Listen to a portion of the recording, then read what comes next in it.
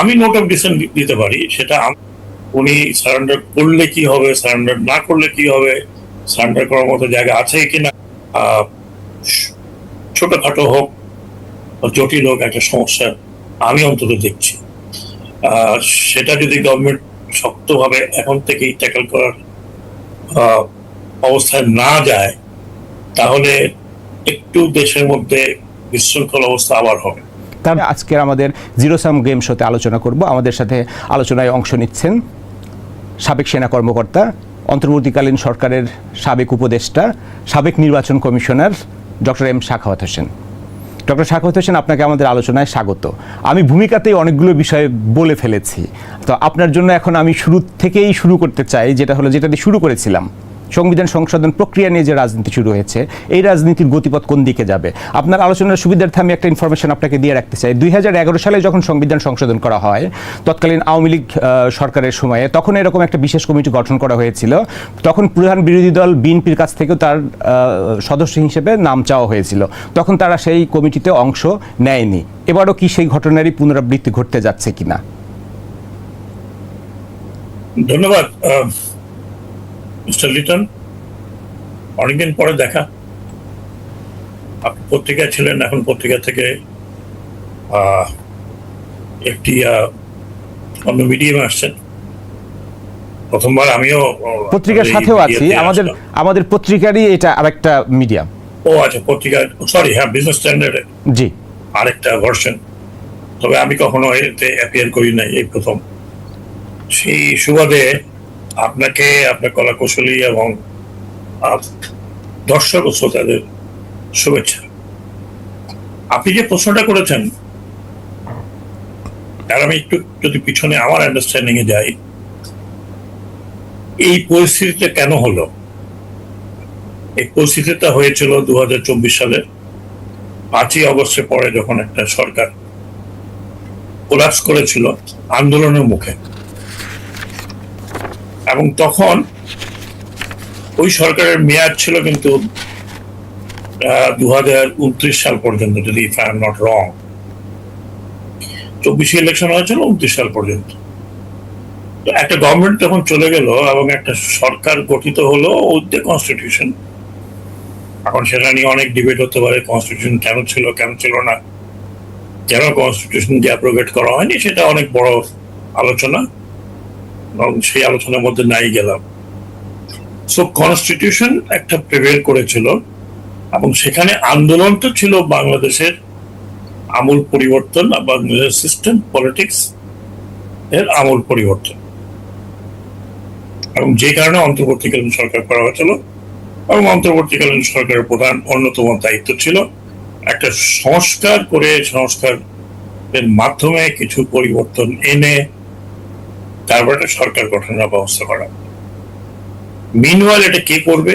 এটা has to B elected parliament. তো government decided normal election হবে, সেই ইলেকশনে আগে বেশ কিছু সংস্কার আপনার করার জন্য কমিটি তৈরি করা হলো। সেই কমিটিতে বহুবার মেজর পলিটিক্যাল পার্টি এবং অন্যান্য পলিটিক্যাল পার্টির সাথে আলোচনা করা হলো যে এই জুলাই যে সনদ তৈরি করা হয়েছিল, সেটার প্রতি সকলে একটা আস্থা রাখবে, আস্থা রেখে সেই জুলাই সনদের মাধ্যমে কনস্টিটিউশনটা পরিবর্তন হবে 180 দিনের মধ্যে। এবং সেখানে সরকারি দল, বিরোধী দল, যারাই পার্লামেন্টে থাকবে, তারা সবাই এক ধরনের অঙ্গীকারবদ্ধ, এবং এটা শপথ নিতে হবে, সেই শপথ নিয়ে এই কাজটা করার কথা। কিন্তু সেটা দেখা গেল যে মেজরিটি পার্টি যখন সরকার ফর্ম করলো, তারা আর এই দ্বিতীয় শপথে যায়নি, যেটা বিরোধী দল, সে যদি বলি আমি জামাতে ইসলামী এবং এনসিপি পরবর্তী পর্যায়ে তারাও স্বাক্ষর করে, তারাও গিয়েছে। কাজে এইখানে একটা বেসিক তফাৎ হয়ে গেছে, কারণ এখন তো আর অন্তর্বর্তী সরকারের কোনো কর্তৃত্ব নেই যে তারা এটাকে ফোর্স করবে, কারণ ফোর্স মেকানিজম কোনো করা হয় না। সেক্ষেত্রে এটা সম্পূর্ণ ছিল সরকারি দল এবং বিরোধী দলের উপর। সরকারি দল বললো যে না, আমরা সংস্কার করবো ডেফিনেটলি, কিন্তু আমরা আমাদের মতো আমাদের যে এজেন্ডা সেভাবে করব, এবং তারা বললো যে আমরা ওই জুলাই সনদে সাইন করেছিলাম, আপনারা শুনেছেন, সাইন করেছিলাম, না করলে হয়তো ইলেকশন পিছিয়ে যেত। তার মানে প্রথম থেকেই তাদের একটা কন্ডিশন ছিল যে তারা ক্ষমতায় আসলে এটা হয়তো তারা পিছিয়ে দেবে। কিন্তু মানে এমনই যে 2/3 মেজরিটিতে ওনারা পার্লামেন্টে আসলেন। মানে পার্লামেন্টে 2/3 মেজরিটি থাকাতে ওনারা কিন্তু নিজেরাও এই পরিবর্তনটা করতে পারেন। এখন যেই প্রশ্নটা আপনি করেছেন, যেই কমিটিটা তৈরি করা হয়েছে সেই কমিটির বিস্তারিত আমরা অন্তত আমি জানি না, এবং এটা নিয়ে শুধু শুনলাম যে বিরোধী দল নাম চেয়েছিল, বিরোধী দল নাম দেবে না, তারা ওয়াকআউট করছে, কারণ তাদের মতে যে কমিটি নয়, এটা আগে যেরকম কথা ছিল যে শপথ নিতে হবে টু চেঞ্জ যে জুলাই সনদ বাস্তবায়ন করার জন্য। এখানে আমি যতটুকু বুঝি বেসিক অনেকগুলো চেঞ্জ, সেই চেঞ্জগুলো যদি না হয় তাহলে আমি মনে করি যে এখানে একটা কমপ্লিকেশন হবে। কমপ্লিকেশনটা হবে যে এটা কিন্তু অন্তর্বর্তীকালীন সরকার, এটা কোনো কনস্টিটিউশন দ্বারা তৈরি যেটাকে বলে তত্ত্বাবধায়ক সরকার নয়। যে তত্ত্বাবধায়ক সরকার একটা 1.5 বছর 2 বছর রইল, এবং সেই তত্ত্বাবধায়ক সরকার as per the constitution handed over to the parliament. এই অন্তর্বর্তীকালীন সরকারের কোনো কনস্টিটিউশনাল ভ্যালিডিটি বর্তমান কনস্টিটিউশনাল ভ্যালিডিটি নাই। এখন যদি প্রশ্ন ওঠে যে অন্তর্বর্তীকালীন সরকার, এখন অনেকে প্রশ্ন করে যে তাদের এটা করার এখতিয়ার ছিল কি ছিল না, হ্যাঁ, ফাইন্যান্সিয়াল বিষয়ে তারা কথা বলতে বলে ছিল কি ছিল না, তাহলে প্রশ্ন উঠবে অন্তর্বর্তীকালীন সরকারের যদি সেই লেজিটিমেসি না থাকে তাহলে এই ইলেকশন লেজিটিমেসিতে কিভাবে হবে, ইলেকশন পরবর্তী জিনিসগুলো কিভাবে হবে, যেটা আমি বুঝি খুব পরিষ্কার এবং সাদামাটা ভাবে। এই প্রশ্নটা কেউ না কেউ কখনো না কখনো একটা উঠাতেই পারে। তো সেই ক্ষেত্রে যদি কনস্টিটিউশনে কিছু বেসিক পরিবর্তন না করা হয়, যেটা একসময় কথার দাবি উঠেছিল যে কনস্টিটিউশন অ্যাব্রোগেট করে একটা রেভলিউশনারি সরকার তৈরি করতে, রেভলিউশনারি সরকার তৈরি করলে সেই সরকারের ভিত্তিটাই বা কি হতো ওই সময়। তো এইখানে একটু কমপ্লিকেশন আছে। তো কাজে আমি মনে করি যে কনস্টিটিউশনের বেসিক পরিবর্তন বা বেসিক ঠিক না, বিশেষ পরিবর্তনগুলো যদি না করে তাহলে ভবিষ্যতে সেই বিশেষ পরিবর্তনগুলো করার ক্ষমতা তো বর্তমান যে সংসদ আছে সেই সংসদকে দিয়েছে। সংসদ চাইলে আপনার তার সেই জুরিসডিকশনের ভিতরে যে কোনো পরিবর্তন, সংশোধন, পরিমার্জন, বিলুপ্ত এগুলো করতে পারে, এবং সেই কাজটা করার জন্যই সরকারি দলের পক্ষ থেকে বলা হয়েছে একটা বিশেষ কমিটি গঠন করা হয়েছে, যারা এই কমিটি কাজ করবে, কোথায় কোথায় প্রয়োজনীয় সংস্কার বা সংশোধন বা পরিবর্তন, সংযোজন, বিয়োজন আনা সম্ভব। তাহলে এই পরিবর্তন, সংযোজন, বিয়োজনের ভিতরে জুলাই সনদে যা যা চাওয়া হয়েছিল, বিরোধী দলের পক্ষ থেকে তো সবকিছুই প্রস্তাব করতে পারে যে আমরা এই সবগুলো চাই। তাহলে এই প্রক্রিয়া নিয়ে টানাপোড়েন চলছে কেন? কিন্তু বিরোধী দল কি কারণে ওয়াকআউট করলো, কি কারণে তারা নাম দিচ্ছে না, এটা তো পরিষ্কার না। তারা বলছে জুলাই সনদ বাস্তবায়ন আদেশ অনুযায়ী আপনার সংবিধান সংস্কার পরিষদ গঠন করতে হবে, যেটার জন্য তারা শপথ নিয়েছেন। আমি তো সেটাই বললাম প্রথমেই, যে যেহেতু সরকারি দল অ্যাবসলিউট মেজরিটিতে আছে, কাজেই তারা যদি বাস্তবায়ন না করতে চায় তাহলে এই জুলাই সনদের বাস্তবায়নের বা যে কনস্টিটিউশন পরিবর্তনের জন্য জুলাই সনদে যেভাবে বলা আছে সেভাবে কাজটা হচ্ছে না। বেসিক প্রবলেমটা তো ওখানে। বিরোধী দল তো সেই প্রশ্নটাই তুলছে। আবার জুলাই সনদ বাস্তবায়ন আদেশটাকে, যেটাকে সরকারি দলের পক্ষ থেকে প্রথমেই প্রশ্ন তোলা হয়েছিল যে প্রেসিডেন্ট এরকম আদেশ দিতে পারেন কিনা, লিগ্যাল প্রশ্ন আছে। আবার সরকারি দলের পক্ষ থেকে এই সংসদে স্বরাষ্ট্রমন্ত্রী সহ আরো কেউ বলেছেন, যেটা হলো স্বরাষ্ট্রমন্ত্রী স্পেসিফিক্যালি বলেছেন, যেটা হলো যে জুলাই সনদ বাস্তবায়ন আদেশ এবং গণভোট তাদেরকে হচ্ছে আপনার জোর করে তাদের গিলতে হয়েছে। আমি তো সেটা বললাম। এটা ঢেকে গেলা। তাহলে আপনারা যারা অন্তর্বর্তীকালীন সরকারে ছিলেন, তাহলে কি আপনারা তাদের উপরে জোর করে কিছু সংস্কার চাপিয়ে দিয়েছিলেন যে এখন যেহেতু সময় পেয়েছে, সুযোগ এসেছে, এখন আর সেটা মানতে চাইছে না? আপনারা চাপিয়ে দিয়েছিলেন কিনা? না, এটা যদি চাপিয়ে দেওয়া হতো তাহলে আপনি অন্য ডিসপেন্সেশন দেখতেন। এটা তো চাপিয়ে দেওয়ার কথা ছিল না, সবাই রাজি হয়েছিল বলে in good faith the election আগেই বলা ছিল ইলেকশন করবে, ইলেকশন করে দিয়েছে। সেই সনদে তাহলে এখন তো এটা অন্তর্বর্তীকালীন সরকারের বিষয় আর নেই, বা চাপিয়ে দেওয়ারও কোনো প্রশ্ন নেই। এখন আমি যেটা বললাম, যে ব্যাখ্যাটা আমরা শুনলাম সরকারি দল থেকে বা সরকারি দলের মুখপাত্র বলবো, হোম মিনিস্টার, তিনি বললেন যে না করলে ইলেকশন পিছিয়ে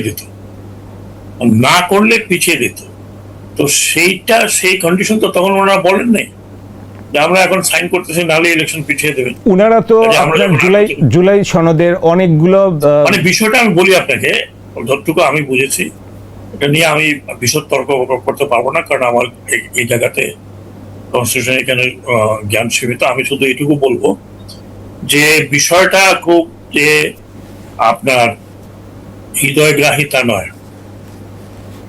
এটা নিয়ে ভবিষ্যতে নানাবিধ প্রশ্ন উঠতে পারে, এবং সেটার জন্য আমাদের সরকারি দল কতখানি প্রস্তুত তা আমি বলতে পারবো না।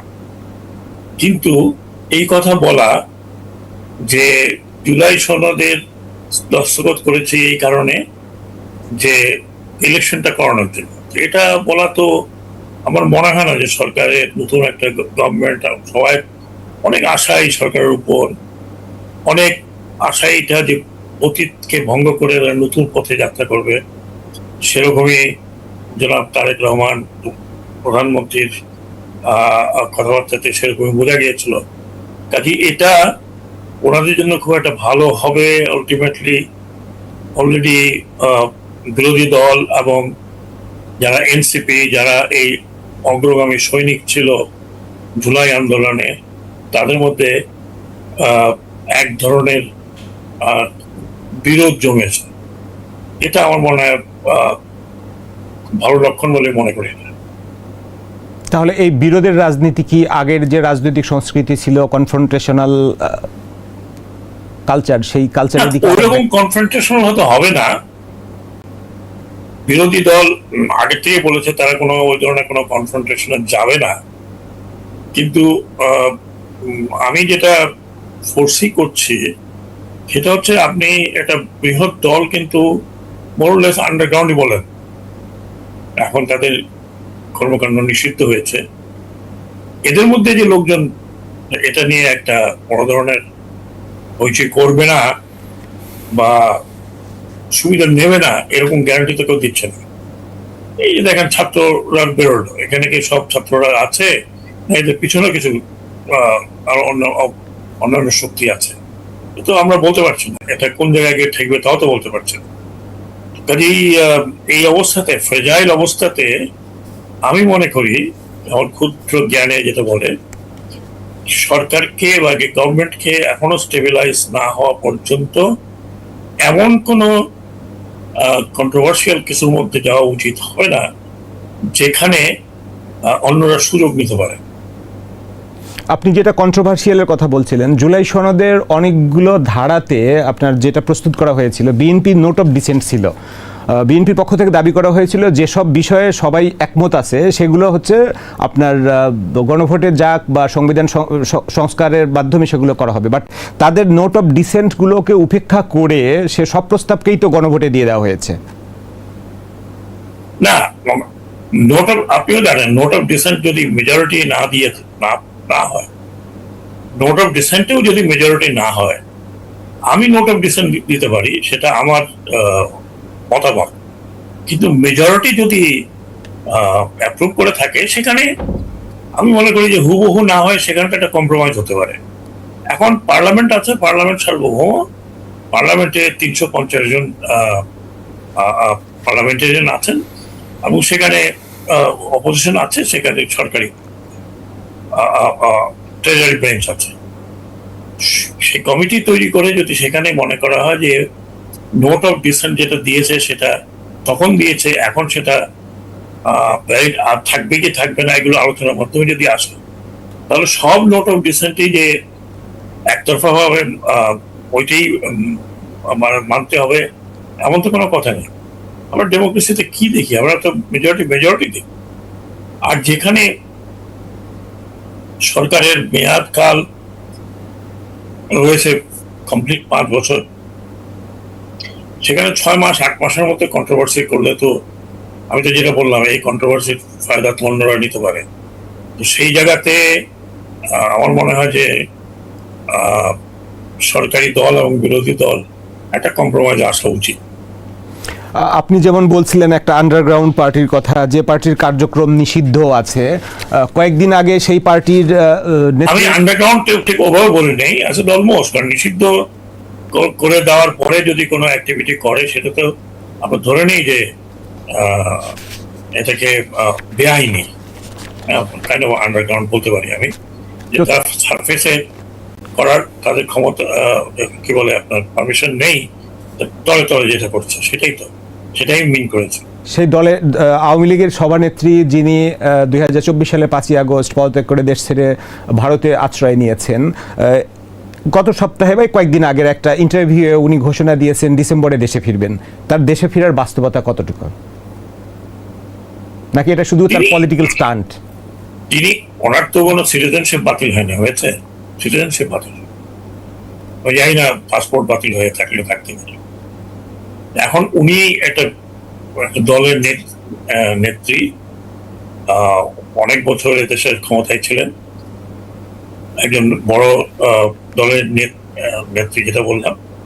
এখন উনি দেশে আসবেন, এটা তার এই অ্যানাউন্সমেন্টটা কতখানি পলিটিক্যাল কতখানি প্র্যাকটিক্যাল এটা বলা খুব ডিফিকাল্ট। পলিটিক্যাল হতে পারে যে উনি এটা বলে যারা এখানে আছে, যারা বাইরে বিভিন্ন জায়গায় নেতারা চলে গেছে, তাদেরকে এক ধরনের চাঙ্গা রাখা, প্রায় 2 বছর হতে চলছে চাঙ্গা রাখা। দ্বিতীয়ত হতে পারে উনি অ্যাটেম্প্ট করবেন আসার জন্য, উনি ভাবছেন যে ওই রকম অ্যাটেম্প্ট করলে দেশের ভিতরে ওনার যে সমর্থকরা আছে তারা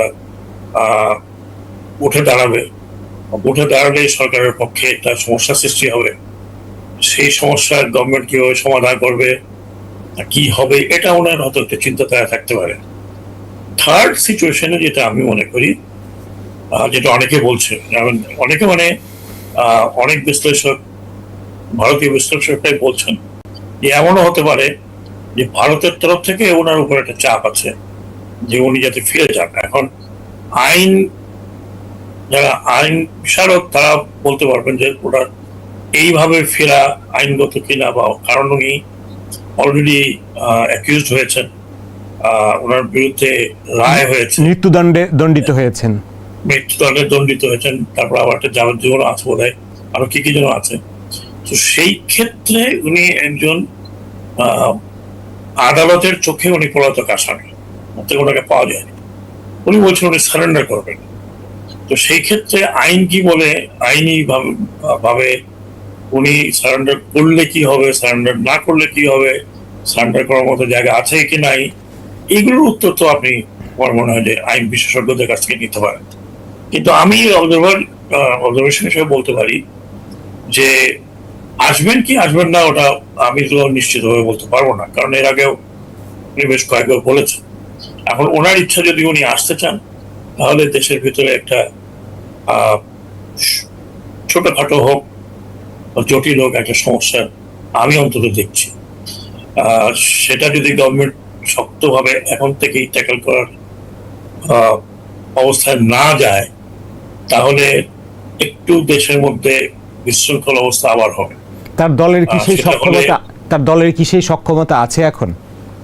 না, দলের সক্ষমতা শোনেন, দলের সক্ষমতা না থাকলেও আপনি পকেটে সমস্যা হলে আপনি কি করবেন, সেটা তো আপনাকে থামাতে হবে। কারণ আমাদের দেশে রাজনৈতিক দল যা করে, যতটুকু করে, তার সাথে কিন্তু সুবিধাবাদীরা যুক্ত হয়। আপনি তো বহুদিন থেকে, আপনিও তো জার্নালিস্ট, অবজার্ভ করে আসছেন, সুবিধাবাদী বেশি অনেক বেশি। রাজনৈতিক অ্যাক্টিভিটি থেকে মধ্যেই সুবিধাবাদীরা ঢোকে, এবং সুবিধাবাদীদের আপনি চেহারা ভালো করে দেখেছেন, আমিও দেখেছি। তো কাজেই পকেটেও যদি হয়, যদি কোথাও সেরকম যদি সমস্যা পকেটে হয়, তাহলে শান্তি তো বিঘ্নিত হচ্ছে। যখন ঢাকা কোনো এক জায়গায় কিছুদিনের জন্য, কিছুক্ষণের জন্য এই এই এই পানিতেই দেখেন, মাত্র ছাত্ররা বেরোচ্ছে, আজকে ঢাকা শহর প্রায় যানজটে একেবারে গ্রিডলক হয়ে আছে। এগুলো তো একটা সমস্যা। আমি বলছি না জুলাইয়ের মতো বড় সমস্যা, ক্যাপাসিটি আছে করার। এখন সেটা দেখা যাবে, এখন আমরা যতই বলি দেখা যাবে যে অ্যাকচুয়ালি কি হয়। ধরুন আজ থেকে আরো 2-3 মাস পরে আমরা বুঝতে পারবো যে ওনার এই বক্তব্যের পিছনে কি উদ্দেশ্য থাকতে পারে। এখন প্রিজামশন, এটা হয়তো এমনিও হতে পারে, এটা চাঙ্গা করার জন্য হতে পারে, অথবা বাইরের থেকে চাপ দেওয়া হয়েছে। কারণ যে দেশে আছে সেই দেশে তো যতদূর আমি জানি ওনাকে একদিন রাখার কথা না। তাদেরও তো একটা আন্তর্জাতিক অঙ্গনে একটা অত বড় দেশের একটা বিষয় তো আছে, কারণ এটা তো নর্মাল অ্যাসাইলাম না। তার বিরুদ্ধে ইন্টারন্যাশনালি প্রুভেন যে আপনার এতগুলো লোক মারা গেছে, সেটা ওনার নেতৃত্বের সরকারের মাধ্যমে হয়েছে। এগুলো তো এখন আমি বলি বা না বলি প্রতিষ্ঠিত। অভ্যুত্থানের 2 বছর পূরণ হতে যাচ্ছে বা পূর্তি হতে চলেছে। 2 বছর কেমন কাটলো বাংলাদেশ? আপনি একটা লম্বা সময় অন্তর্বর্তীকালীন সরকারে ছিলেন, তারপরে গত 5 মাস মতো হলো নতুন সরকারের যাত্রা শুরু হয়েছে। আপনার মূল্যায়নটা কি? লিটন সাহেব, আপনি তো বেশ অভিজ্ঞ জার্নালিস্ট, এবং আমি যতদূর আমি আপনাকে জানি প্রচুর খোঁজ খবর, আপনি প্রচুর আশেপাশে লেখাপড়া করা মানুষ। পৃথিবীতে এই ধরনের রেভলিউশন বলেন অথবা আপরাইজিং বলেন, বিপ্লব বলি বা আপরাইজিং বলি, যেটাই বলি, আমাদের জীবৎকালে তো হয়েছে, এই মাত্র 10-15-20 বছর আগে হয়েছে। আপনি দেখেন যে যেই ধরনের রেভলিউশনের পরে সরকার পতিত হয়েছে, যেখানেই হয়েছে, সেখানে কিন্তু শুধু সরকার পতন হয়নি, সেইখানে এই ধরনের সরকার, যেটা একেবারে আয়রন ফিস্ট শাসন ব্যবস্থা, একক শাসন ব্যবস্থা, সেটাকে আমরা স্বৈরতান্ত্রিক বলি অথবা ফ্যাসিবাদী বলি, যেটাই নামে আখ্যা দিই না কেন, এই ধরনের সরকারের যখন এইরকম অ্যাবনর্মাল পতন হয়, তখন কিন্তু শুধু সরকারের পতন হয় না। আমি আগেও আমার বহু লেখায় লিখেছি, আমি কথাও বলেছি যে স্ট্রাকচারাল ডেমোলিশন হয়েছে, মানে স্ট্রাকচারাল কোলাপস হয়, একটা রাষ্ট্রের স্ট্রাকচারাল কোলাপস হয়। এমন কোনো অঙ্গ থাকে না রাষ্ট্রের যেখানে এর এফেক্ট এবং এই কোলাপস না হয়। আপনাকে যদি আমি একটা একটা করে গণাই, আপনি দেখেন সোসাইটি হ্যাজ কোলাপস, সোসাইটি ফ্র্যাকশনাইজড হয়ে, আগেও ছিল, এখন আরো ফ্র্যাকশন হয়ে গেছে। ইয়াং জেনারেশনের মধ্যে ফ্র্যাকশন হয়ে গেছে, ইয়াং জেনারেশনের মধ্যে একটা অন্য ভাব এসছে, যা ছিল সেই স্ট্রাকচারটা এখন আর নেই। আপনি ল এনফোর্সিং এজেন্সির মধ্যে একটা স্ট্রাকচার ছিল, সেই স্ট্রাকচার ভেঙে পড়েছে। অ্যাডমিনিস্ট্রেশনের মধ্যে একটা স্ট্রাকচার ভেঙে পড়েছে। ইভেন আপনার মিডিয়ার ভিতরে একটা স্ট্রাকচার ছিল, সেটা ভেঙে পড়েছে। এই ভেঙে পড়া, যদি আমি বলি টোটাল সোসাইটি, বাংলাদেশে যে কেওস হওয়ার কথা ছিল, আমরা অন্তত সেই কেওস, আমরা মানে বাংলাদেশিরা, আমরা সেই কেওস হতে দেই নাই। আমরা মোটামুটি ভাবে বলতে পারেন যে কয়েক মাসের মধ্যে একটা সিচুয়েশন আমরা এসেছি। হ্যাঁ, আপনি বলতে পারেন যে মবতন্ত্র হয়েছে। আমি তো বললাম আপনাকে, যখন এই কোলাপস হয়, যখন আপনার অ্যাডমিনিস্ট্রেশনের মধ্যে একটা আতঙ্ক, একটা কোলাপসের আতঙ্ক, একটা কোলাপসের এফেক্ট, ল এনফোর্সিং এজেন্সির মধ্যে একটা কোলাপসের এফেক্ট, এমনকি আপনার প্যারামিলিশিয়ার মধ্যেও একটা প্যারামিলিটারির মধ্যেও একটা কোল্যাপস, মিলিটারির মধ্যে একটা কোল্যাপস। তো এই সমস্ত কিছু যদি একটা রাষ্ট্র কোল্যাপসের মধ্যে যায়, সেই রাষ্ট্রকে আবার টেনে তুলতে আপনাকে তো সময় দিতে হবে। এখনো পৃথিবীতে এমন রাষ্ট্র আছে কোল্যাপস হওয়ার পরে প্রায় 7 বছর, 8 বছর, 9 বছর, 10 বছর, তারা কিন্তু এখন পর্যন্ত সেভাবে দাঁড়াতে পারেনি। আমি বলছি না যে কোনো কোনো দেশে সিভিল ওয়ার হয়েছে, আমাদের এখানে সেই সিভিল ওয়ারটাকে তো আমরা হতে দেইনি, আমরা বাংলাদেশিরা। তো সেইখানে আমার মনে হয় যে একটু তো ধৈর্য ধরতে হবে, একটু সময় লাগবে। 13 বছর একটা সরকার ছিল যার কোনো পলিটিক্যাল উইং বা পলিটিক্যাল বাহু ছিল না, পলিটিক্যাল গ্রাসরুট ছিল না। তারপরেও চেষ্টা করা হয়েছে যাতে এক ধরনের শান্ত পরিস্থিতি বজায় থাকে। কখনো পেরেছে, কখনো পারেনি। এখন একটা ইলেকটেড গভর্নমেন্ট আছে যার ব্যাপ্তি একেবারে গ্রামে গঞ্জে, মাত্র 4 মাস 5 মাস হয়েছে। এই কোলাপসের মধ্যে থেকেও তারা কাজ করছে। আশা করি আমরা আর একটু সময় দিয়ে দেখি যে মোটামুটি ভাবে আপনার সোসাইটি এবং স্ট্রাকচার গুলোকে ফিরিয়ে আনতে পারে কিনা। আমরা সব ক্ষেত্রে রাইট ট্র্যাকে আছি কিনা? আমি তো মোটামুটি মনে করি ইয়েস। আমি আবার বলি ব্যাকগ্রাউন্ডের, আমি যে ব্যাকগ্রাউন্ড সেই ব্যাকগ্রাউন্ডের প্রেক্ষাপটে আমরা রাইট ট্র্যাকে আছি বলে মনে হয়। ছোটখাটো বিচ্যুতি হবে। এই পর্বে আমার একটা প্রশ্ন করতে আমি লোভ সামলাতেই পারছি না, একটা প্রশ্ন করতে চাই। সেটা হলো, বেশ আলোচনা হয়েছে, আপনি যে অন্তর্বর্তীকালীন সরকারের উপদেষ্টা হিসেবে ছিলেন, সেখানে কিচেন ক্যাবিনেট নামে একটা বিষয় আলোচনায় বেশ কিছুদিন ধরে চলছিল। কিচেন ক্যাবিনেটটা আসলে কি, আপনি যদি একটু বলতেন। আরও একটু শুনেছিলাম আপনি উপদেষ্টা হওয়ার কিছুদিন পরই আপনি সে দায়িত্ব ত্যাগ করে চলে আসতেও চেয়েছিলেন। ওগুলো তো পুরনো জিনিস। কিচেন ক্যাবিনেট সব জায়গায় থাকে, কোথায় না থাকে। কোন সরকারের সময় কিচেন ক্যাবিনেট নাই আমাদের দেশ, কেন বিদেশে? কারণ ধরুন এখন মন্ত্রী প্রতিমন্ত্রী মিলে কতজন আছে? প্রায় 30-35, আমি ঠিক জানি না কত, 30-35 তো আছেই এই ক্যাবিনেটে। মন্ত্রী প্রতিমন্ত্রী মিলে 30 মতো তো আছেন, তাই না? এখন 50 হবে, ধরুন 50 হবে, 50 জন কিনে বসবে না। আপনারা তো কম ছিলেন, আপনারা কি সবাই সব বিষয়ে অবহিত থাকতেন বা অবগত থাকতেন? মানে পলিটিক্যাল বিষয়ে যে সিদ্ধান্তগুলো নেওয়া হচ্ছে। আমরা তো ক্যাবিনেটে বোধহয় ছিলাম 23 জন কি 24, তার পিছনে আরো কিছু ছিল, আরো অনেকজন ছিলেন। তো 27-28 কি 30-এর কাছাকাছি। তো 30 জনকে নিয়ে তো মানে সবকিছু আলোচনা করা যায় না। ক্যাবিনেটে আলোচনার পরে ক্যাবিনেটে কিছু আসে, ক্যাবিনেটের আগেই কিছু বাস্তবায়ন হয়। এটা আমার মনে হয় যে আমি বলেছি বলে তাই না, আরো আমাদের যারা উপদেষ্টা ছিলেন তারা প্রায় যারা প্রমিনেন্ট ছিলেন তারা সবাই বলেছেন যে একটা কিচেন ক্যাবিনেট ছিল। এখন কে ছিল কাউকে জিজ্ঞেস করলে বলে আমি ছিলাম না। তাহলে কারা ছিল কিচেন? আপনি ছিলেন কিচেন ক্যাবিনেটে? আমি অন্তত বলতে পারি আমি যেই সব মন্ত্রণালয় ছিলাম এখানে কিচেন ক্যাবিনেটের ধারে কাছে হতো আমাকে টানতাম। হ্যাঁ, আমি যদি আগের প্রথম মন্ত্রণালয়ে থাকতাম তাহলে আপনি বলতে পারতেন আপনি তো একজন ভাইটাল মন্ত্রী, অ্যাডভাইজার ছিলেন, আপনাকে বাদ দিয়ে কিভাবে হয় সেটা আপনি হয়তো বলতে পারতেন। কিন্তু আমি যে সমস্ত মন্ত্রণালয় ছিলাম এগুলো মন্ত্রণালয় হলো ওয়ার্কিং মন্ত্রণালয়, নিরীহ মন্ত্রণালয়, নিরীহই বলতে পারেন। তবে আমি যেটা বলি যে ওইসব মন্ত্রণালয় ডাউন টু আর্থ মানুষের সাথে কাজ করে, সেখানে নীতি নির্ধারণ করার কোনো কিছু ছিল না, মানে ওইভাবে টপ লেভেল। সো কিচেন ক্যাবিনেটের কথা আমি একা বলিনি, এর মধ্যে আরো কয়েকজন যারা আসলে সবাই বলেছেন।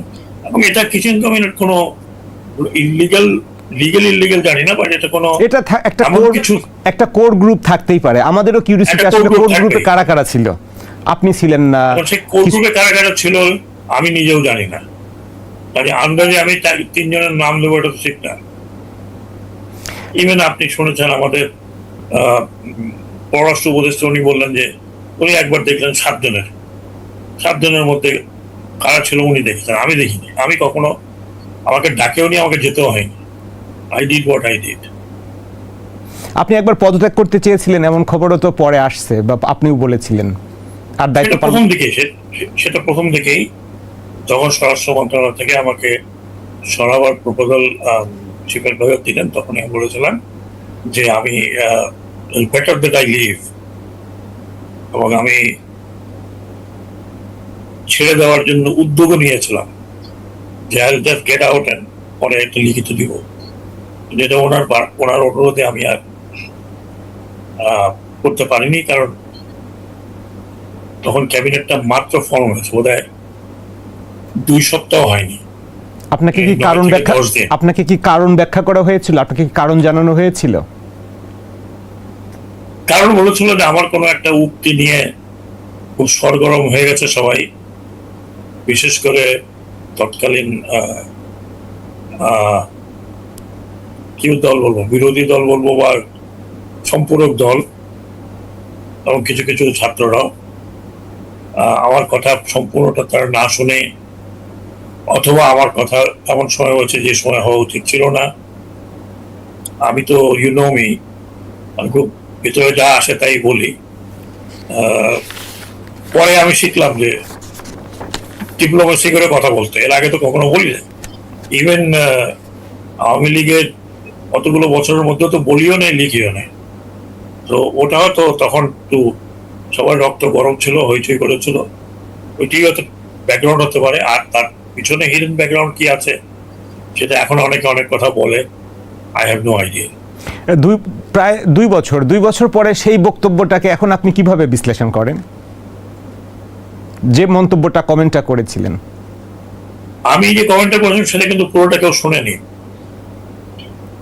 আমি বলেছিলাম যে যারা অন্যায় করেছে they must face the people, they must face the people. তাদের কারণে একটা রাজনৈতিক উথাল পাতাল হতে পারে না। যারা অন্যায় করেছে, তারা যাদের কাছে অন্যায় করেছে তাদের সামনে এসে দাঁড়ান। বিদেশে গিয়ে ওখান থেকে কোনো স্টেটমেন্ট দিয়ে দেশের ভিতরে গন্ডগোল করার চেষ্টা করা ঠিক হবে না, কারণ এদেশের পিস যেই দলই হোক না কেন, এত বছর যারা শাসন করেছে তারা নিশ্চয়ই দেশের জন্যই করেছে। সেটা যদি হয় তাহলে why they should not come and face the people. তখনও তো বোধহয় বিচার টেচারও শুরু হয় নাই। এখন তো সরকারি উদ্যোগ নিচ্ছে তাকে ফিরে আনার জন্য। হ্যাঁ, এখন তো তাই হচ্ছে। আবার এমন কথাও বলা হচ্ছে যে পরিশুদ্ধ হইলে পরে they can join political party, আহ্বান জানাচ্ছে, অথবা রাজনীতি করতে পারবে, এরকম তো আমরা কত কিছু শুনছি। তো কাজে ওইটা একটু ওই যে বলো না, হোয়াট বেঙ্গল থিংস টুডে, তো আমার ব্যাপারে এরকম হয়ে গেছে যে আমি যে কথাটা বলছি সে কথাটাও আবার কাট কাট কাট কাট কাট কাট করে আসছে। তো যাই হোক, পাস্ট হ্যাজ গন, বাকিরা এটা মূল্যায়ন করবে যে কথাটা ঠিক ছিল কি ঠিক ছিল না, কারণ আমরা অনেক মবের ভিতর দিয়ে গিয়েছি। হয়তো ওইরকম একটা ওই ধরনের রিকনসিলিয়েশন শুরু থেকে যদি থাকতো যে যারা অন্যায় করেছে they should face the people, যারা এর মধ্যে ছিল না, অনেকে আছে, they should be looked into from different angle. তার কারণ হচ্ছে যে ওই সময় অ্যাডমিনিস্ট্রেশন থেকে শুরু করে ল এনফোর্সিং এজেন্সি গত 15 বছরে, 16 বছরে বা 17 বছরে they were mostly motivated, recruited in that particular period. সেখান থেকে ডিমোটিভেশন করতেও তো সময় লাগে। আমরা এখন একটু ভিন্ন প্রসঙ্গে যাই। আমরা একটু, আপনি ভূ রাজনীতি এবং নিরাপত্তা বিশ্লেষক একজন, তো আপনার কাছে একটু বিশ্লেষণ শুনবো। যেমনটা আমরা শুরুতেই বলছিলাম, প্রধানমন্ত্রী চায়না সফরের সময় চায়নার পক্ষ থেকে বাংলাদেশ, চায়না, মিয়ানমার অর্থনৈতিক করিডোরের প্রস্তাব দেওয়া হয়েছে। এই করিডোর অনেক পুরনো আলোচনায়, এক সময় ভারতও এটার পার্ট ছিল, পরে ইন্ডিয়া এখান থেকে কুইট করেছে, তারা নিজেদের সরিয়ে নিয়েছে। আবার এদিকে আমাদের রোহিঙ্গা একটা বড় ইস্যু হিসেবে আছে। তো এই করিডোরে, ইকোনমিক করিডোরে বাংলাদেশ যোগ করলে সবাই বলছে অর্থনৈতিকভাবে বেনিফিটেড হবে। তো এটার জিওপলিটিক্যাল, ভূ রাজনৈতিক প্রেশারটা কেমন ফেস করতে হবে, বা কেমন প্রেশারের ভিতর দিয়ে এখনো আমরা আছি? কারণ আপনি জানেন যুক্তরাষ্ট্র এবং ইন্ডিয়া, চায়না চাইছে না যেটা হলো বাংলাদেশ চায়নার দিকে একটু ঝুঁকে পড়ুক। তাহলে এখানে ইকোনমিক বেনিফিটের কথা বলা হচ্ছে, নিরাপত্তা ঝুঁকি বা রাজনৈতিক ঝুঁকি কি কি আছে? প্রথমত হচ্ছে আমি ব্যক্তিগতভাবে মনে করি there's a golden opportunity to establish a communication with our eastern neighbor.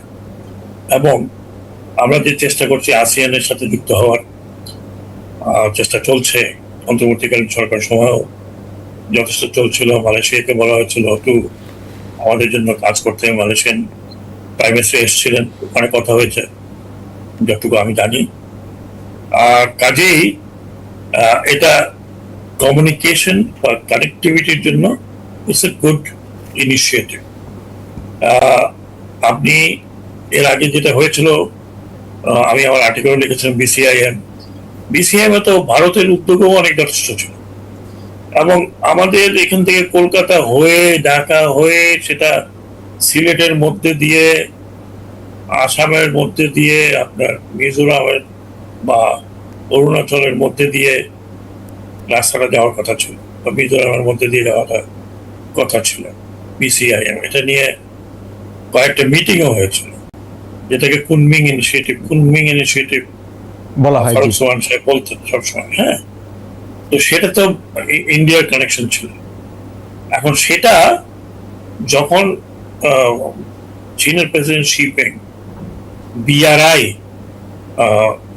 Belt road initiative বলে তিনি লঞ্চ করলেন, সেখানে ভারত যুক্ত হলো না,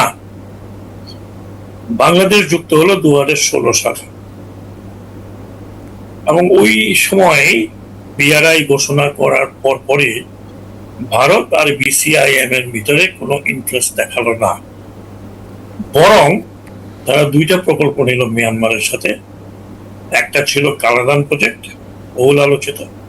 আরেকটা তারা একটা রোড বান্ডালে হয়ে মাও সট বলে একটা জায়গা থাইল্যান্ডের, যেটা থাই বার্মা বর্ডারের কাছাকাছি একটা শহর, সেটাকে যোগ করার জন্য যে রাস্তার পরিকল্পনা করেছে সেখানে অ্যালোকেশন হয়েছে।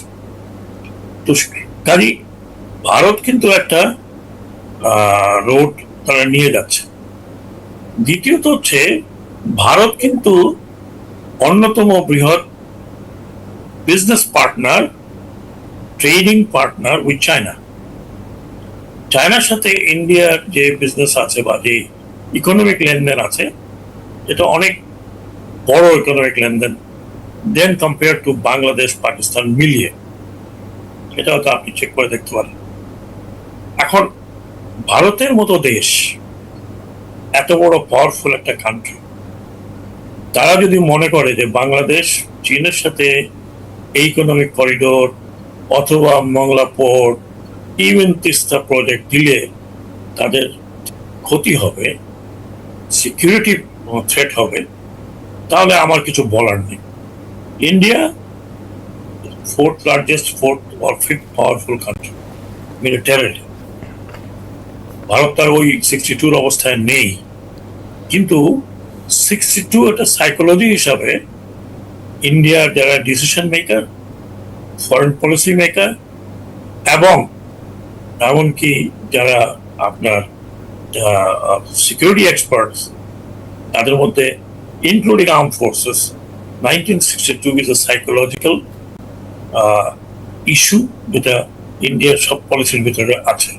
এটা আমি বলছি না, আমার কাছে প্রায় 1 ডজন বই আছে বিভিন্ন, ইনক্লুডিং জয়শঙ্কর বই আছে। আমি অবিনাশ পালেওয়ালের বইটা পড়ছিলাম। এই সবারই মধ্যে কিন্তু এটাই আছে, এটাই ছিল। তো এই ফ্যাক্টরে যদি তারা চায়নার সাথে দেখে, চায়নার সাথে তাদের ডেফিনেটলি বড় ধরনের বর্ডার ডিসপিউট রয়েছে, কিন্তু সেই বর্ডার ডিসপিউট তো সলিউশন হলো না। বেশ কয়েকটা যুদ্ধ 62 পরেও বর্ডার ক্ল্যাশ তো হয়েছে। তো কাজেই আমি মনে করি যে এশিয়ান জায়ান্ট হিসাবে চায়নার রাইস, ইকোনমিক পাওয়ার হিসাবে চায়নার রাইস, এটা এশিয়ার মধ্যে অন্যান্য দেশগুলোকে ইনফ্লুয়েন্স করবে, তাতে কোনো সন্দেহ নেই। ভারতের যে সমস্যাটা আমি দেখছি, সে সমস্যাটা হচ্ছে ভারত পাকিস্তান একটা কম্পিটিশন বলবো, অথবা ভারত পাকিস্তান যে সাংঘর্ষিক যে ফরেন পলিসি, তার বলি হয়েছে আপনার বাকি নেইবারিং কান্ট্রি। এবার নেপাল ধরুন, বাংলাদেশ ধরুন, আপনি মালদ্বীপ, শ্রীলঙ্কা, এই সব দেশগুলোই কিন্তু ভারত পাকিস্তান, ইভেন আফগানিস্তান, ভারত পাকিস্তানের এই যে বৈরী ভাব, এই বৈরিতার কারণে সার্ক কার্যকর হতে পারেনি। এই বৈরিতার কারণেই এই সাউথ এশিয়ার মতো এত ডিসইন্টিগ্রেটেড রিজন গ্লোবালি এখন কোথাও আছে কিনা আমার জানা নেই। না, আমি সেটাই বলছি। আপনি ভারতের আমি শুধু এটা বলছি যে ভারতের মতো এত বড় একটা ইকোনমি ইন দিস সাবকন্টিনেন্ট অথবা এশিয়াতে, এত বড় পাওয়ারফুল একটা কান্ট্রি, তারা যদি বাংলাদেশের সাথে চায়নার এই সম্পর্ক, যে রাস্তা, যে পোর্ট ব্যবহার, এটা যদি সহ্য করতে না পারে বা প্রবলেম হয়, তাহলে আমি প্রশ্ন করতে পারি যে ফেনী নদীর উপর দিয়ে যে রাস্তাটা কানেক্ট করা হয়েছে, তাহলে এটা কেন? বাংলাদেশ তো ডিনাই করে, বাংলাদেশ তো বলেনি যে ভারতের সাথে আমাদের কোনো সম্পর্ক থাকবে না। এটা আপনি ভারতের কথা বলছেন। ওয়াশিংটন কি রাজি হবে বাংলাদেশ যদি এই করিডোরে? আমি যদি ওয়াশিংটনকে রিড করে থাকি, অ্যাজ ফার অ্যাজ ইকোনমিক বিষয়ে চায়নার সাথে, সেখানে আমার মনে হয় না খুব বেশি একটা কোনো অবজেকশন থাকবে যদি আমরা কোনো সামরিক চুক্তিতে যাই। সেটা আমরা যাচ্ছি না। আর ওয়াশিংটন এখন যেটা তারা ইন্দো প্যাসিফিক করেছিল, সেটা no more Indo Pacific, Indo আর নেই, ইটস অনলি প্যাসিফিক। তার মানে তারা এক ধরনের পরিবর্তন আনছে তাদের এশিয়া প্যাসিফিক রিজনের পলিটিক্স। এবং আমেরিকা কিন্তু in many places accommodative to China, দেখবেন, as far as economic concern.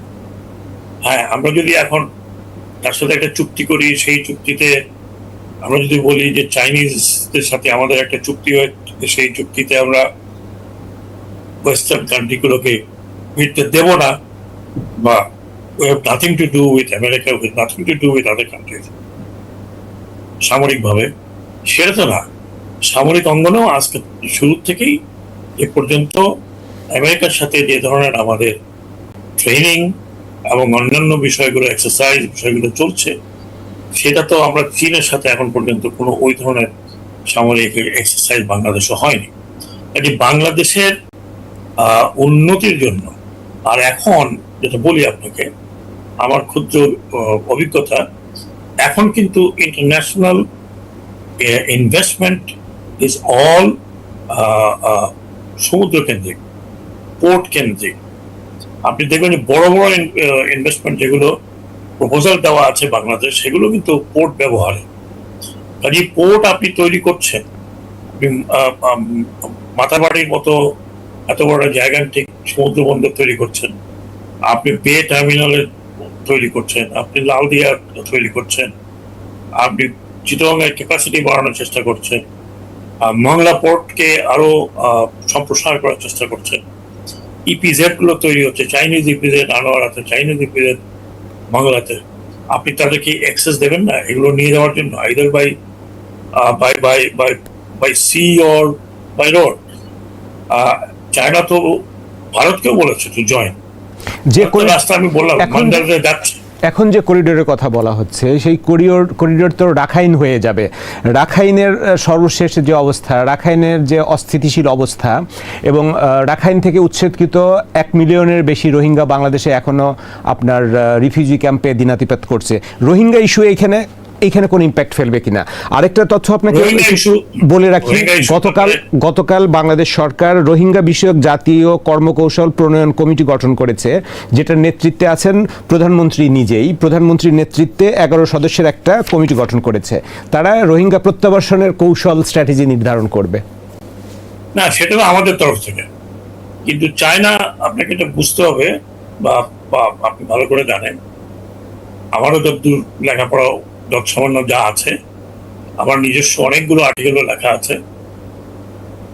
আমি যদি বলি চায়না এই বার্মিজ সিভিল ওয়ার যদি বলি, অথবা ইনসার্জেন্সি বলি, অথবা যে কোনো ফাইট বলি, যে 12-13টা বা লেস দ্যান দ্যাট বড় যেগুলো আছে, 2-4 জায়গা যেখানে স্বায়ত্তশাসিত জায়গা তৈরি হয়েছে, শ্যাঙ্গিং বলে একটা জায়গা আছে, ওয়া বলে একটা জায়গা আছে, এইসব জায়গাগুলো কিন্তু সক্রিয় এসে চলছে, এমনকি এতে মিলিটারি একাডেমিও আছে। এর পিছনে চাইনিজ গভর্নমেন্টের কিছু তো প্রচন্ড সহযোগিতা ছিল, কারণ আপনি মিয়ানমার বা তৎকালীন বর্মাতে প্রথম রিভোল্ট করেছিল কিন্তু কারেনরা, তারপরে রিভোল্ট হয়েছিল কমিউনিস্ট পার্টি মাধ্যমে। তো সেই সময় কিন্তু চায়না মোটামুটি জড়িত ছিল। আবার চায়না এদিকেও ছিল যে মিয়ানমার যখন স্বাধীন হয় তখন থেকে কিন্তু মিয়ানমার এক ধরনের একটা আয়রন ব্যাম্বু কার্টেন বলে, ব্যাম্বু কার্টেনের পিছনে ছিল। মিয়ানমারের থ্রুতেই কিন্তু চায়নার থ্রুতেই কিন্তু মিয়ানমারের all business and economic activity হয়েছিল, এখনো আছে। এখনো যে আপনি যে খনিজ পদার্থগুলো বেশিরভাগ রেয়ার আর্ট বলেন, তারপরে আপনার জেট মাইনিং বলেন, অন্যান্য মাইনিং বলেন, এমনকি ওয়ার্ল্ডের লার্জেস্ট হাইড্রো ইলেকট্রিক প্রজেক্ট, সবই তো চায়নার। তো কাজে চায়না হ্যাজ কন্ট্রোলড ওভার, আমার যেটা যতটুকু স্টাডি, এই ধরনের insurgency as well as to the government. প্রায় চেষ্টা করে যে গভর্নমেন্ট, সরকার এবং ইনসার্জেন্সির ভিতরে একটা আলোচনা হতে। আর এখন যেহেতু সরকার মিলিটারি গভর্নমেন্ট এবং মোটামুটি আইসোলেটেড, সেখানে কিন্তু চায়নার রোল খুবই একটা শক্ত রোল। তাহলে চায়না যদি আন্তরিকতার সাথে চায় তাহলে রোহিঙ্গা প্রত্যাবাসন সম্ভব। কারণ আমি জানি না যে রুটটা একটা প্রিজিউম রুট দেখানো হচ্ছে, সেটা দ্বিতীয় বিশ্বযুদ্ধে আরাকান রোড বলে একটা রোড ছিল, যেটা আমাদের গুন্দুমের মধ্যে দিয়ে গেছে, এবং গুন্দুম পর্যন্ত কিন্তু চায়না বিল্ট রোড আছে আমাদের তো। সেই আরাকান রোডটা কিন্তু গিয়েছিল এই বংডু, বুথিডং, এই যেখানে রোহিঙ্গা অধ্যুষিত এলাকা ছিল। কারণ এই রোহিঙ্গার মধ্যে থেকে ছিল যেটাকে আমরা বলি ভি ফোর্স, রেখে গেছিল স্টে বিহাইন্ড পার্টি, যখন ব্রিটিশরা জাপানিদের অ্যাটাকে উজ্জ্ব করেছিল। আবার এই আরাকান রোড দিয়ে কিন্তু রিকনকোয়েস্ট অফ বার্মা বা রিকনকোয়েস্ট অফ আরাকান, তৎকালীন আরাকান, এই রাস্তাটা যদি রিভাইভ করে, এটা এখন ভাঙাচোরা, along the coast line two